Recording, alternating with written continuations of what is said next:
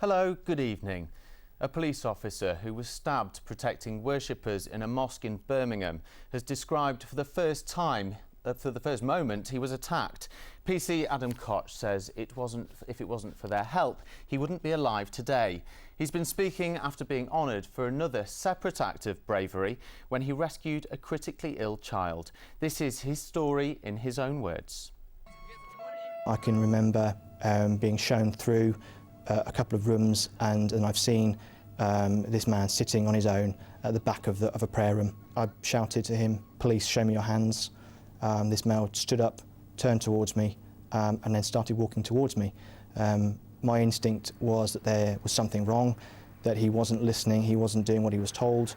There was just something not quite right. I've made the decision for my safety and that of everybody else present that I would deploy my taser, and it had no effect on him. He looked down at the barb sticking out of his chest, which seemed to spur him on really, and then he closed the distance on me in under a second, and then I felt an impact in my stomach. I remember falling to my knees and then grabbing hold of him around the waist, around his body with both hands, and then I remember looking up and seeing a knife, him trying to stab me in the back.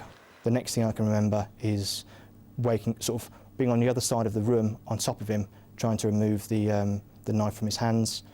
I can remember my colleague Jean shouting my name, and I was aware that she was trying to help me. And then I remember sort of sitting on him, and other people, the other gentlemen in the mosque, coming to our assistance and helping us to pin him to the floor. At which point Jean has pointed out that I've been stabbed.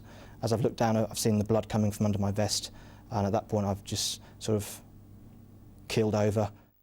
I've been told by my surgeon, I've been told that I'm never really going to fully be back to where I was prior to my injury.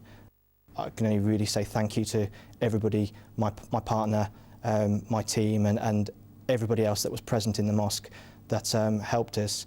It's not an exaggeration to say that without Jean, without my colleagues and without the worshippers in the mosque, that I would not be here today. PC Adam Koch there.